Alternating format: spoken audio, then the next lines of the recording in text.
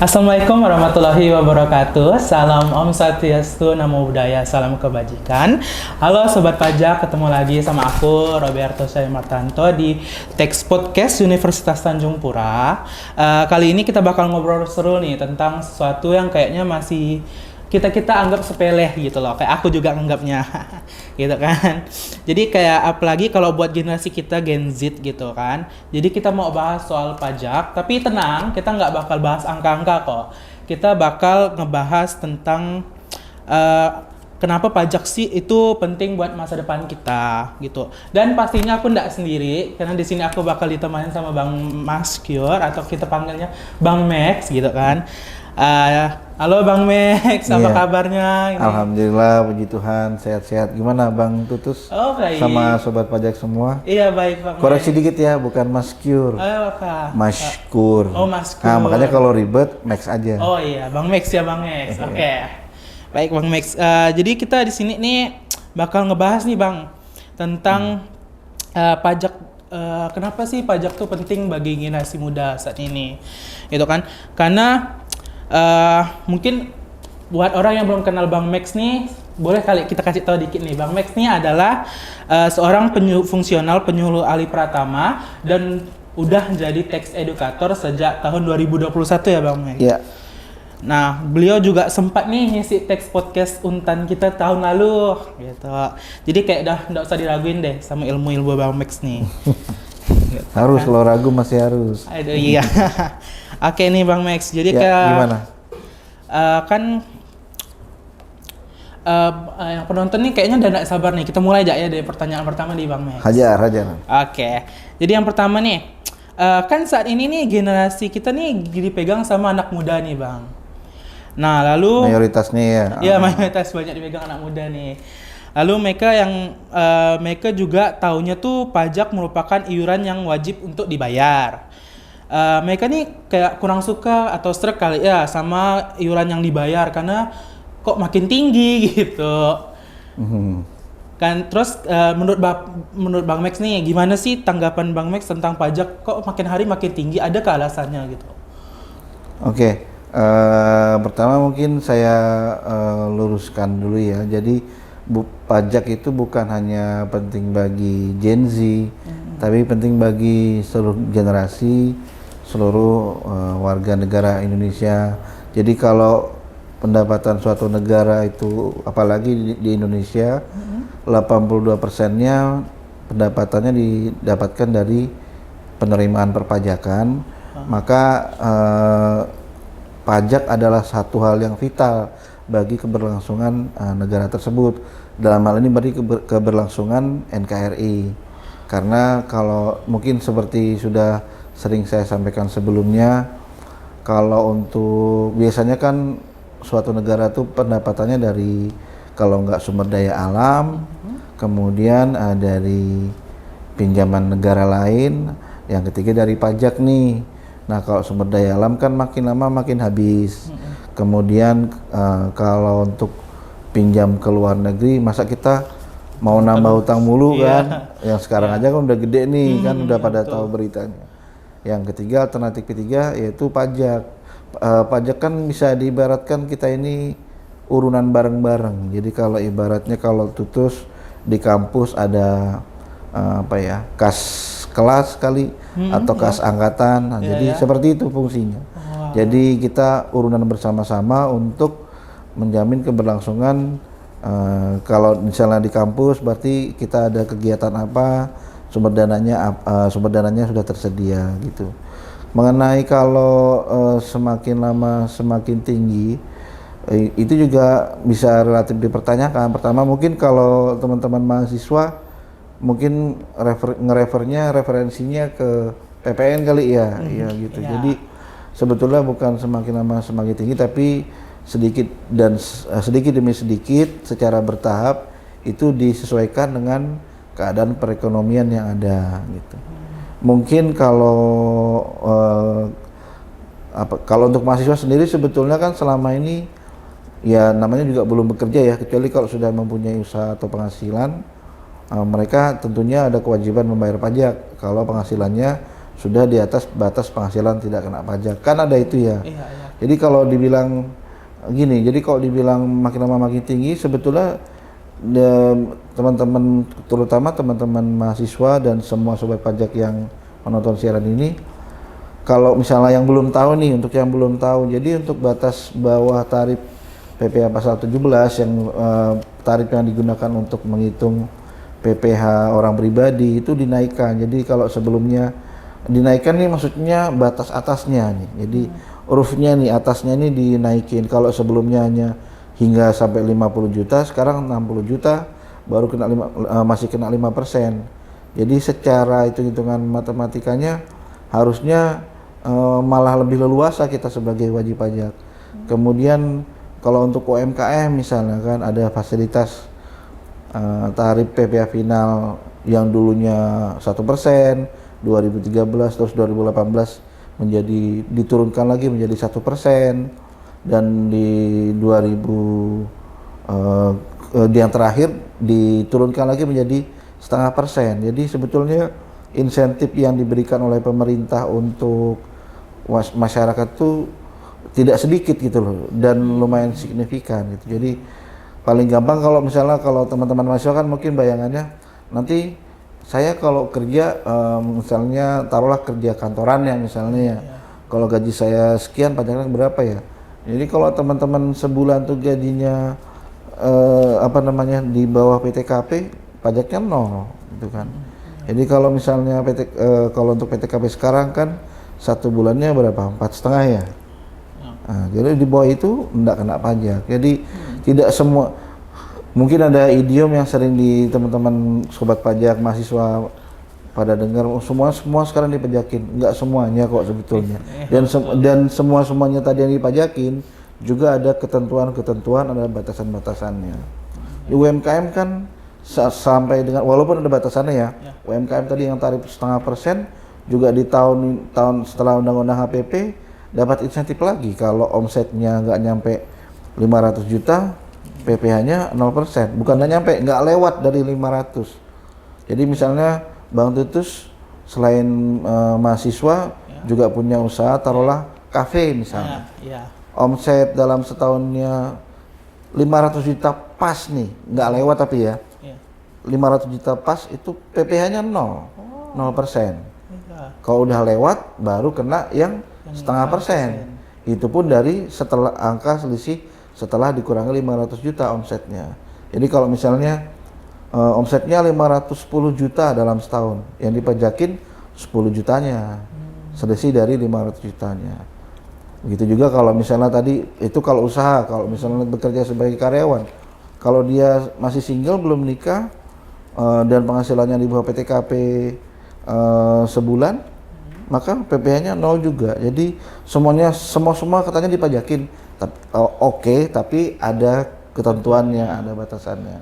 Jadi kayak misalnya tadi kan kalau istilah diksi yang lebih tepat UMKM, kalau omsetnya nggak lewat 500 nggak kena pajak.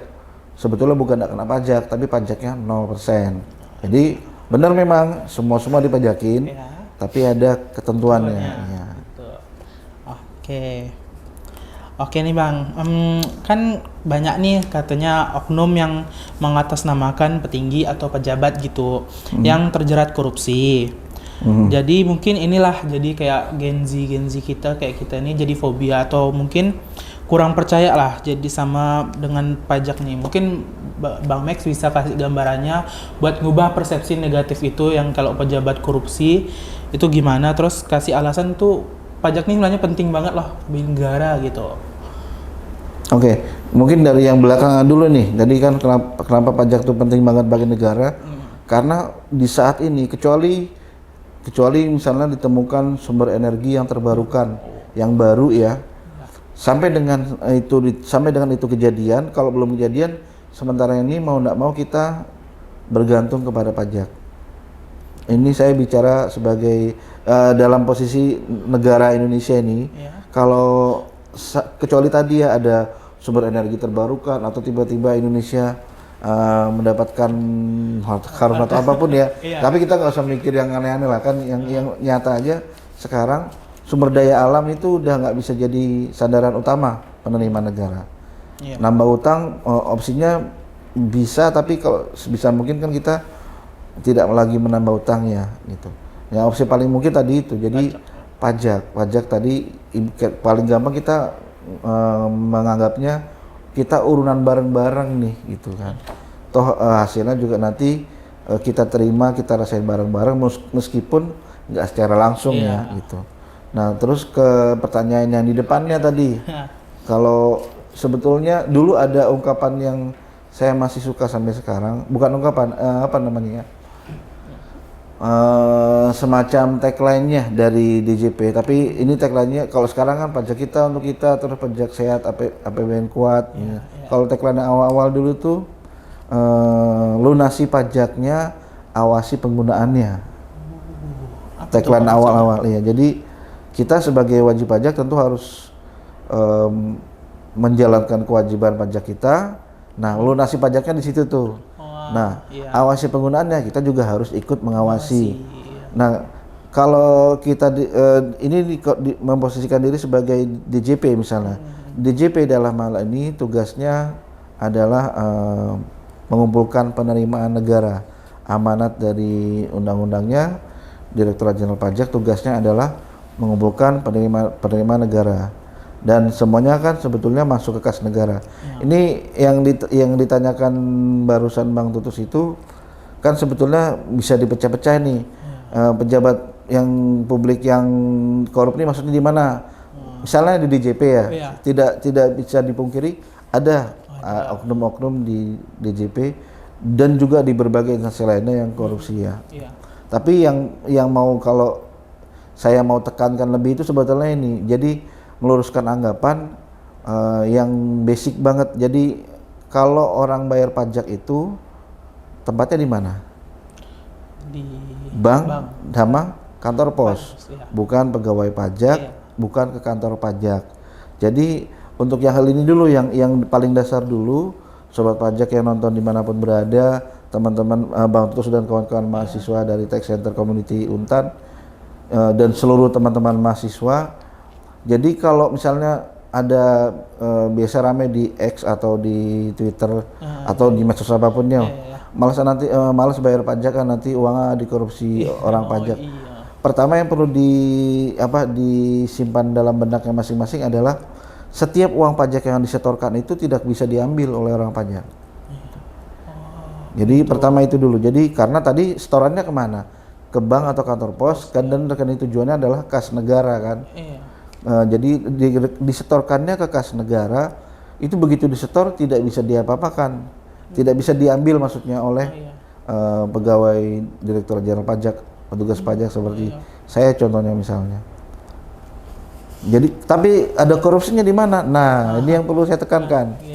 Jadi kalau ada korupsi yang melibatkan orang pajak, itu melibatkan dua pihak. Siapa tuh? Iya, kalau ada yang disuap, ada yang menyuapnya pasti. Menyuap, iya.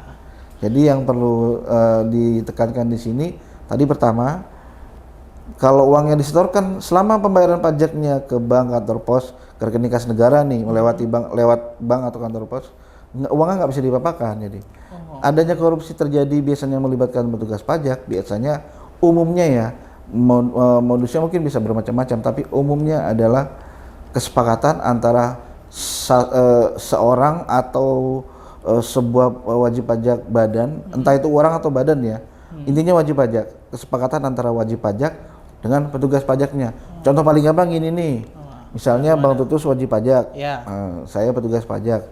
Setelah dihitung dengan benar kewajiban Bang Tutus, misalnya taruhlah 10 miliar misalnya. Ini buat pengetahuan semua sobat pajak juga ya. Jadi gimana sih kondisinya kalau ada petugas pajak yang korupsi itu seperti apa? Misalnya Bang Tutus langsung bayar 10 miliarnya ke bank atau kantor pos, itu saya nggak bisa ngapa-ngapain duit yang disetor tadi.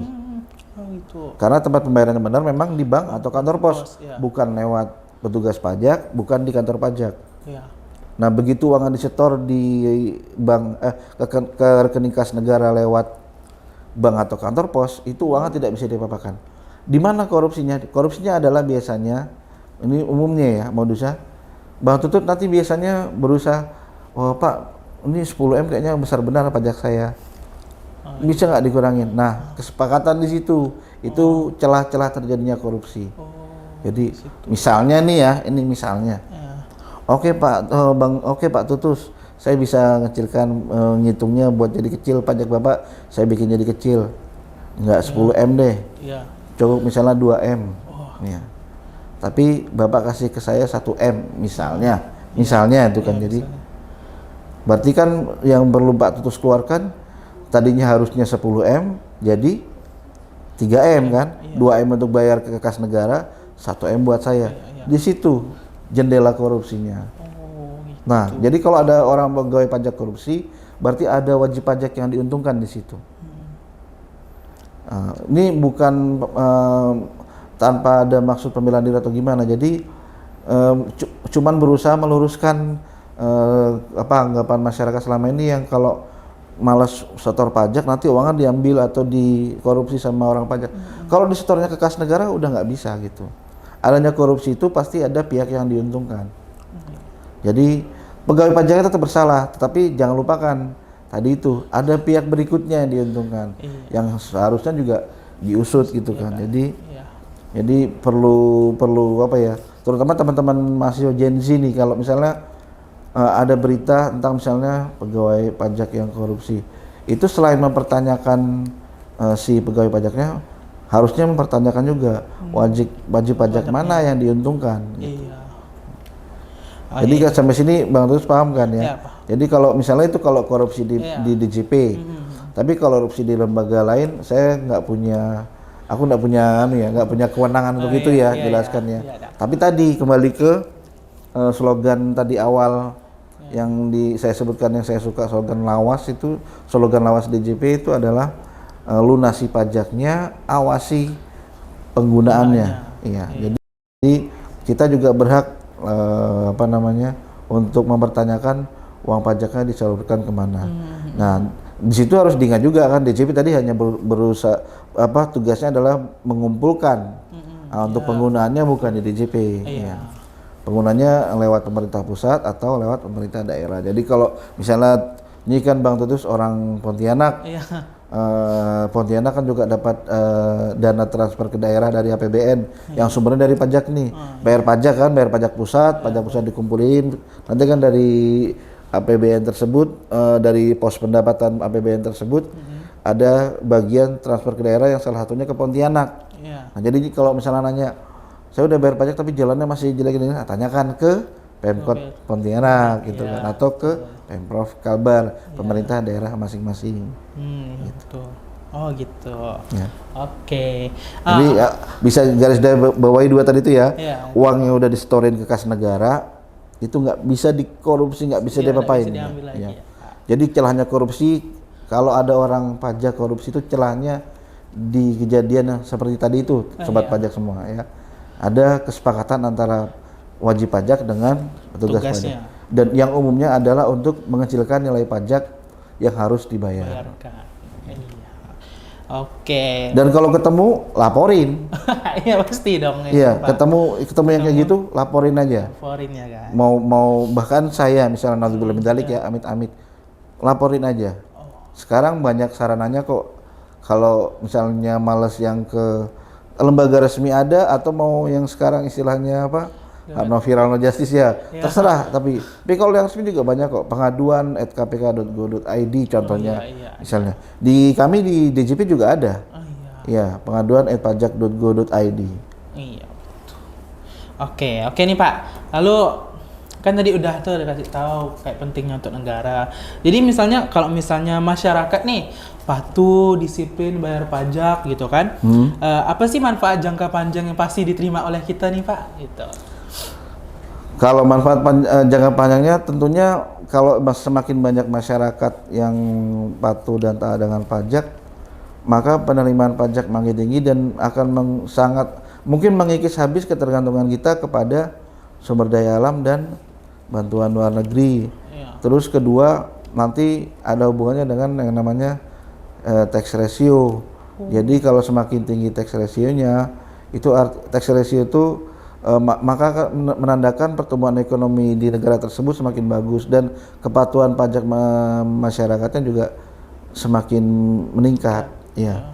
Kalau manfaat jangka panjangnya yang lainnya, contohnya ya kalau dana yang dipakai besar, otomatis nanti dana yang didapatkan dari pajak itu besar, maka untuk yang disalurkan kembali ke masyarakat juga makin besar. Mungkin nanti ya mungkin bukan sekarang ya, tapi mungkin beberapa tahun lagi mungkin sekolah kalau sekarang sudah sampai SMA udah gratis nih, yang negeri ya. Mungkin nanti kuliah bisa benar-benar gratis, gaji guru mungkin bisa lebih tinggi lagi dan sebagainya. Tapi mungkin nggak terlalu utopia lah ya, paling dekat tadi itu aja. Jadi mungkin bisa memangkas ketergantungan kita kepada sumber daya alam sama bantuan dari luar negeri. Kan ibaratnya pajak tuh kita tadi urunan bareng-bareng, jadi kita masing-masing punya kontribusi untuk negara kita menjalani pemerintahannya, untuk menjalankan program pembangunannya, untuk menjamin kesejahteraan warga negaranya gitu. Oke gitu ya guys. Oke nih Pak, mungkin kan kebanyakan masyarakat atau Gen Z ini kan memang belum paham dan sadar ya Pak dengan pentingnya pajak. Jadi menurut Bapak nih kan selama Bapak sebagai tax educator atau selama pengalaman Bapak di bidang tersebut, menurut Bapak tantangan terbesar buat mengedukasi masyarakat tentang pajak tuh di bagian mananya atau apa sih Pak gitu? Ya paling pertama mungkin lebih enak nyebutnya penyuluh pajak ya. Ya tax educator penyuluh pajak. Saya bertugas sebagai penyuluh pajak sejak 2021. Sebelumnya saya AR dan sebelumnya lagi ada beberapa jabatan lainnya termasuk pelaksana. Paling pertama sebetulnya dari kata-kata itu sendiri, kata-kata pajak itu sendiri. Ya. Kan kalau secara natural, secara alamiah nggak ada yang seneng kan dengar kata-kata pajak ya. Saya nggak bisa munafikan, nggak memungkiri orang kan kalau dengar kata-kata pajak tuh langsung asumsinya, waduh apa yang mesti gue bayar nih gitu kan, apa yang mesti berapa yang mesti harus yang saya bayar dan sebagainya. Jadi dari kata-kata itu sendiri, tapi memang pajak itu wajib bagi warga negara dengan kondisi-kondisi tertentu ya kan. Ada syarat subjektif, ada syarat objektif. Jadi tadi lupa saya sampaikan. Jadi kan tidak semua warga negara itu wajib membayar pajak gitu.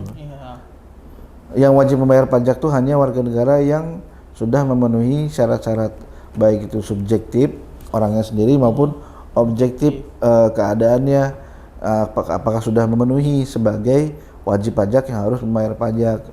Ya tadi kalau misalnya kalau syarat subjektif itu apa sih, kan kalau dia baik WNA atau WNI yang dalam negeri nih, dia WNI atau WNA itu sama asalkan dia udah kalau tinggalnya lebih dari 183 hari dalam setahun. Ya more or less kan kurang lebih 180.000 itu berarti kalau dibagi 30 kan 6 bulan ya. Kurang lebih 6 bulan dalam setahun dia tinggal di Indonesia, mau dia WNI, mau dia WNA, maka dia ada kewajiban membayar pajak di situ. Itu syarat subjektifnya. Jadi dia udah terpenuhi itu syarat subjektifnya. Terus ada syarat objektif apa? Ada penghasilannya yang di atas batas PTKP atau penghasilan tidak kena pajak.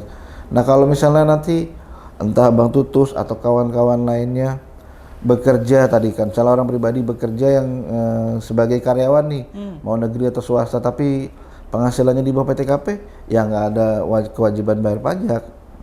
Iya, jadi nggak semuanya kan dipajakin, semuanya dipajakin tapi ada hitungannya kan. Jadi kalau misalnya kita kerja jadi karyawan negeri atau swasta, penghasilannya di bawah PTKP, ya nggak ada pajaknya, pajaknya 0 gitu.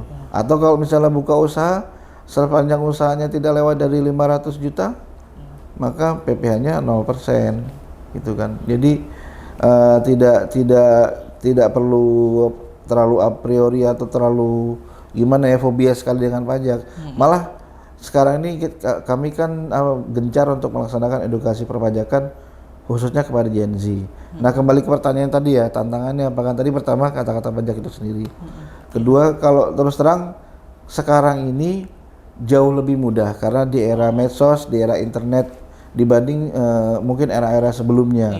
Jadi kalau untuk tantangannya mungkin lebih ke gimana caranya membangun kesadaran wajib pajak di berbagai level gitu, di berbagai tingkat masyarakat, mau itu dari generasi mau Gen Z, mau Gen X, apapun namanya lah ya. Termasuk mau ke kalangan mahasiswa, ke kalangan masyarakat biasa. Ya, kemudian tantangannya apa lagi ya? Selain kata-kata pajak tadi, tantangannya juga mungkin ya banyak ya, berita-berita negatif seperti tadi Bang Tutus juga ngomong kan, banyak pejabat yang korupsi.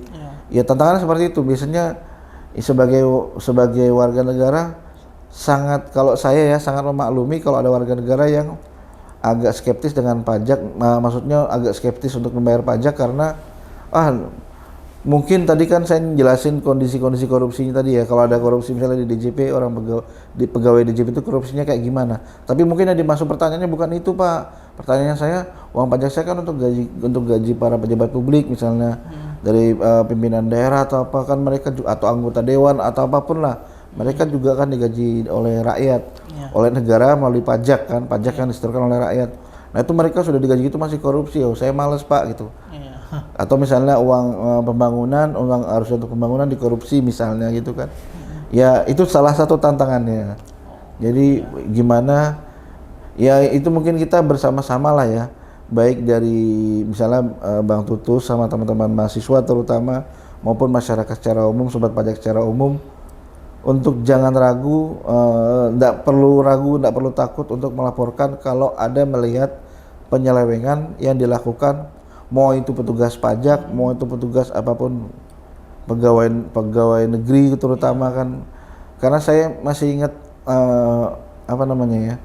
waktu dulu kuliah di STAN, salah satu sebetulnya yang bisa mungkin orang banyak nggak memperhatikan, yang bisa dijadikan alasan kita untuk membayar pajak, salah satunya adalah kalau saya nih misalnya, kalau saya sudah bayar pajak, berarti saya berhak untuk mempertanyakan uangnya dipakai untuk apa aja, kalau pembangunannya udah jalan belum, atau kalau misalnya ada proyek-proyek pemerintah, saya berhak mempertanyakan, atau kalau misalnya ada kejadian korupsi, saya berhak untuk mencela atau apapun lah ya, untuk komplain tentang itu gitu. Kenapa?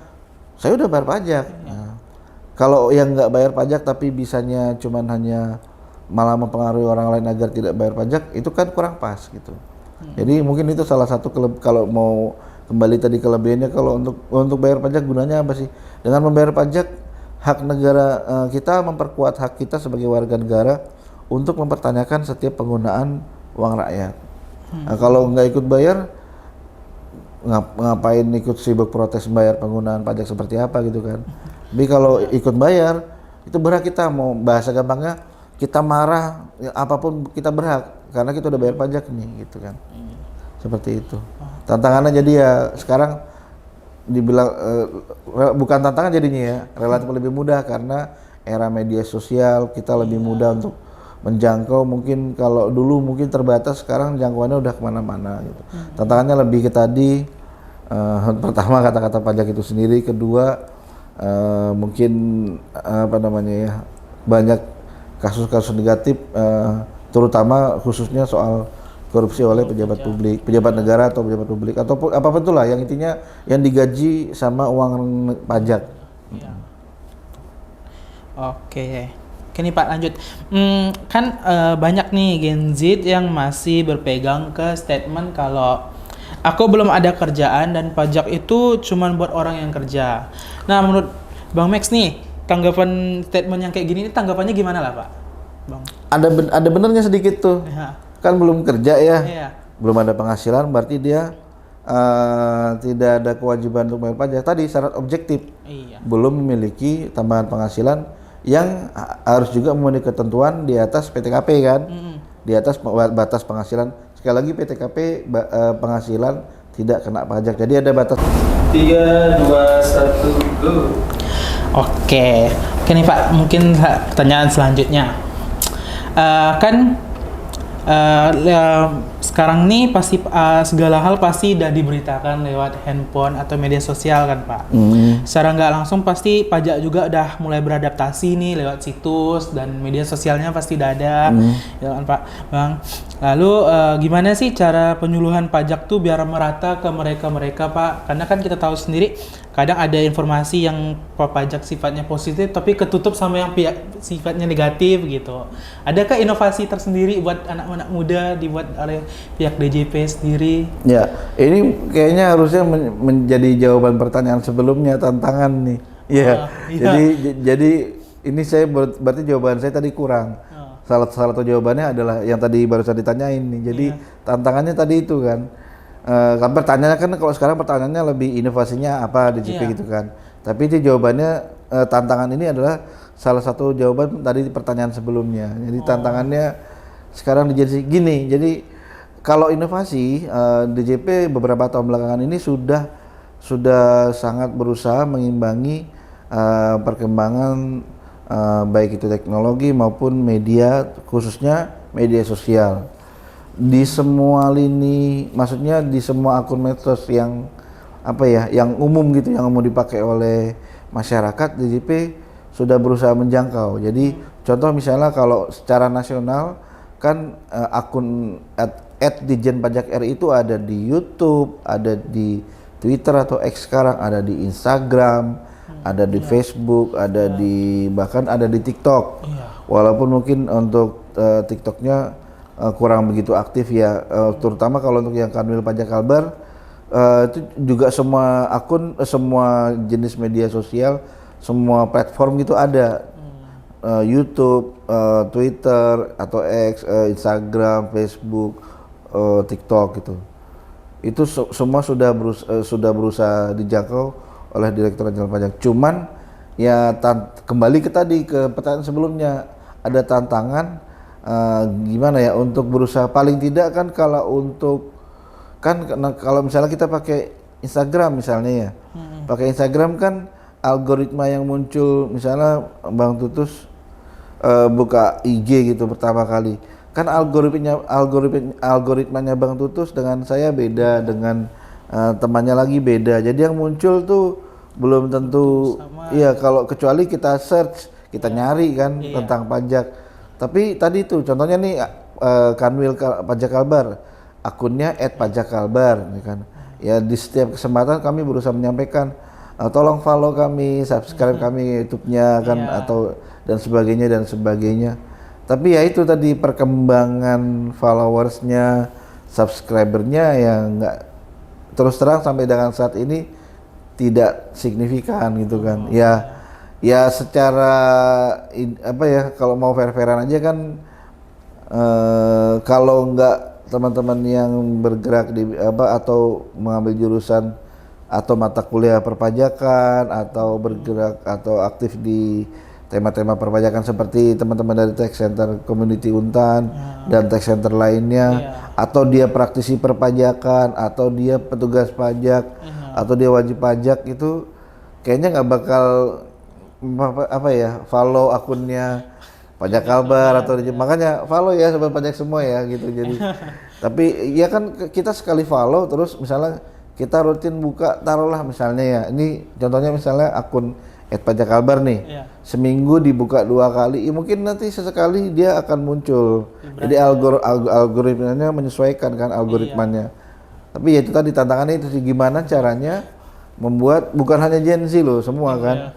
Ya untuk misalnya tetangga kita, gimana caranya biar dia bisa follow akun, minimal akun yang nasional aja di Ditjen Pajak RI ya. Syukur-syukur kalau mau follow atau subscribe ke akun yang lokal seperti Kanwil Kalbar ini kan. Jadi @pajakkalbar, kalau yang timur @pajakponti timur, yang barat @pajakponti barat, yang lainnya @pajak Singkawang, @pajak Ketapang dan lain-lain. Jadi sebetulnya mungkin bukan inovasi, tapi lebih tepatnya DJP selalu berusaha menjangkau wajib pajak melalui semua jenis platform media sosial yang ada gitu.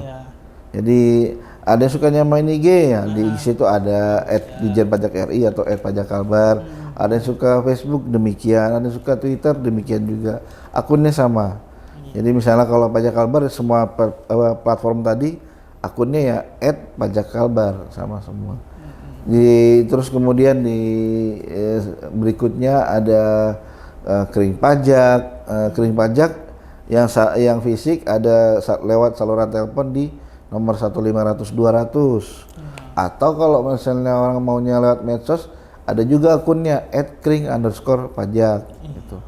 Dan ini paling mungkin perlu disampaikan juga kepada sobat pajak sama teman-teman dan masyarakat semua. Apalagi sekarang eranya kan hampir nggak ada orang yang nggak pernah main medsos nih. Nah, setiap kantor pajak itu setiap unitnya punya akun medsos. Ya. Contoh tadi kan, kalau Kanwil sini @pajakkalbar, berikutnya @pajak Ponti Timur, @pajak Ponti Barat, @pajak Singkawang, @pajak Sanggau, @pajak Sintang, @pajak Ketapang. Semua ada akunnya. Jadi dan di situ bisa didapatkan informasi atau minimal kalau males follow banyak-banyak, minimal follow atau subscribe @dijenpajakri. Ya, nah di situ banyak informasi perpajakan yang diberikan setiap harinya. Nah begitu teman-teman sering iseng sekali 2 kali ngeklik akunnya Dijen Pajak RI misalnya, maka nanti algoritmanya akan menyesuaikan sehingga teman-teman makin sering itu ditampilkan feed gitu. Kalau di IG feed feednya itu seputar pajak gitu dan sebagainya gitu. Tapi ya itu memang tantangannya tadi itu gimana caranya menjangkau semuanya, terus kemudian inovasinya ya sudah berusaha lah, DJP udah berusaha dan tentunya akan makin ditingkatkan ya gitu. Ya sama aja kalau kayak channel YouTube, DJP juga punya channel YouTube Dijen Pajak RI. Itu juga ya nonton orang tertentu kan, biasanya nggak seluruh. Iya. Nah selain inovasi atau cara-cara online seperti itu, cara-cara offline juga dilakukan oleh DJP. Ada kegiatan namanya Tax Goes to School, Tax Goes to Campus, pajak bertutur dari tingkat SD, SMP sampai SMA gitu. Jadi upaya secara online-nya ada, offline-nya juga ada nih. Iya. Kalau sekarang masih ada dengerin radio nggak sih? Kalau saya sih kurang sih, Pak. Kurang ya. Bahkan yang ke radio juga kami jama. Ada. Iya, ke radio, ke TV. Cuman mungkin nggak sekonstan yang di medsos ya. Karena kan di medsos gratis, jadi lebih konstan yang di medsos gitu. Oke nih Pak, udah mau dekat sesi terakhir nih Pak. Oh iya. Iya. Oke, mungkin ada sedikit lah pertanyaan terakhir dari kita nih Pak. Kayak misalnya menurut Bapak nih pesan-pesannya buat anak muda, Gen Z kayak kita yang perlu dipersiapkan dan diperhatikan nih buat mereka yang udah mau mulai peduli dengan pajak. Iya. Baik, sobat pajak semua, paling pertama terima kasih kami mengucapkan terima kasih kepada teman-teman sobat pajak dan khususnya teman-teman mahasiswa Gen Z semua ya rata-rata kan yang sudah mengadakan kegiatan atau acara seperti ini. Berarti itu secara langsung maupun tidak langsung berusaha mengajak rekan-rekannya di kampusnya masing-masing untuk belajar, paling tidak pertama mungkin mengenal soal pajak. Jadi kami mengucapkan terima kasih karena udah dibantu. Itu tetap menjadi tugas kami juga, salah satu tugas utama DJP untuk memberikan edukasi perpajakan. Apalagi saya sebagai penyuluh pajak. Ya, tapi di sisi lain kami juga sangat akan berterima kasih atas segala jenis bantuan yang ada, termasuk dari tax center community Untan seperti ini gitu. Ya, jadi terus ya yang kedua mungkin bisa mulai sekarang tidak a priori lagi terhadap pajak, karena tadi itu penopang utama APBN kita. APBN kan ibaratnya dompet ya bagi negara, itu sekarang ini dipajak. Kecuali nanti kalau ditemukan sumber daya energi terbarukan itu silahkan, mungkin pajak mungkin bisa dikurangi, saya nggak tahu juga ya gitu. Tapi sampai dengan saat itu belum ditemukan, maka untuk sekarang pajak itu pondasi utamanya, karena 82% bayangin. Untuk tahun 2024 itu 82% penerimaan APBN itu sumbernya dari pajak. Terus yang pendek-pendek mungkin kayak tadi, jadi bayar pajak itu selalu di bank atau kantor pos. Jadi kalau udah disetor ke situ, udah masuk kas negara, nggak bisa diapa-apakan sama orang pajak. Terus kalau yang korupsi-korupsi di berita-berita tuh gimana Pak ya orang pajak korupsi? Orang pajak yang korupsi pasti dia melibatkan wajib pajak. Dan sifatnya bukan mengambil duit yang sudah disetor oleh wajib pajak ke kas negara, tapi atas tadi kesepakatan antara si petugas dengan oknum petugas dengan oknum wajib pajaknya juga gitu. Gitu. Jadi tadi kan sudah saya ilustrasikan seperti apa gitu. Terus berikutnya mungkin sekarang kan zamannya teknologi ya internet sudah kemana-mana kan ya. Jadi tidak ada salahnya mungkin teman-teman ya paling nggak seminggu sekali lah buka akun IG-nya Dijen Pajak RI atau Pajak Kalbar atau buka YouTube-nya Dijen Pajak RI, siapa tahu pengen belajar. Banyak sarananya banyak. Di web pajak.go.id ada, tinggal masuk ke web pajak.go.id lantas ambil menu belajar pajak. Terus melalui akun medsos masing-masing unit juga bisa gitu. Banyak medianya sangat banyak. Jadi agar dimanfaatkan agar tidak sia-sia gitu. Dan kalau sudah tahu, sudah sering menggunakan, bisa mengabarkan ke teman yang berikutnya gitu. Jadi pesannya menyebar gitu. Oke, dah nih terakhir nih Pak, lupa tadi pertanyaannya. Mungkin bakal ada tambahan pertanyaan lagi dari teman-teman di medsos silakan. kami gitu. Mungkin boleh, bentar dulu. Saya ambil pertanyaannya nih Pak. Aduh. Oke. Kita sambil minum lah ya, nggak apa-apa ya. Santai aja kita santai ya. Iya, kita santai di sini Pak. Oke, di sini jadi ada pertanyaan nih dari, mau disebutkan nih sebutnya? Kayaknya nggak usah deh ya Pak. Kita sebutin aja yang nanya siapa, nggak apa-apa. Oke, nggak apa ya Pak. Ya apresiasi kan. Oke. Yang nanya ini dari @Ryan Dal. Apa sih Pak alasan transaksi pembayaran melalui QRIS dikenakan PPN 12%? Nyebutnya apa sih yang benar? Kris kayak. Iya, apa ya? Pokoknya tahu semua ya Kris ya. Iya, Kris. Nah, jadi tadi siapa? Rian ya? Iya. Nah, jadi kepada Rian dan sobat pajak semua yang lagi nonton perlu diluruskan atas transaksi Kris tidak ada PPN yang dikenakan. Jadi PPN itu melekatnya untuk ke transaksi pembelian yang dilakukan baik itu barang atau jasa ya. Contohnya misalnya Rian beli TV atau beli HP paling gampang lah ya. Kalau beli HP, beli TV biasanya kan bapak rumah tangga udah nih. Kalau masih mahasiswa beli HP misalnya. Beli HP 10 juta kena PPN. Nah, itu harga yang dibayarkan misalnya 10 juta. Taruhlah misalnya masih yang 10% ya. 10 juta PPN 10% berarti kan jadi berapa tuh? Jadi berapa tuh? 11. Nah, jadi 11 gitu kan. Nah, atas 11 juta tuh bayarnya lewat mana nih? Mau pakai transfer, mau pakai uang cash atau mau pakai kris. Jadi bukan krisnya yang di PPN-in. Tapi barang yang dibeli, barang atau jasa yang diperoleh itu. Jadi mungkin jelas saya Bang Tulus ya. Bang Rian yang nanya juga kepada Bang Rian. Jadi bukan krisnya yang dikenakan PPN-nya, tapi barang. Jadi ya kalau nggak pakai kris apa nggak kena PPN? Ya kalau barangnya semula kena PPN tetap kena. Contohnya misalnya tadi beli barang elektronik ada PPN-nya, mau bayar pakai kris mau bayar nggak pakai kris tetap ada PPN-nya. Gitu. Jadi misalnya tadi 10 juta kena PPN 10% jadi 11 misalnya. Ya bayar cash juga 11, bayar kris juga 11 juta gitu. Mungkin lebih pasnya ini biasanya kalau yang ada PPN, tapi ini juga perlu saya luruskan juga yang ada kaitannya dengan itu. Biasanya kalau kita top up e-money, ya.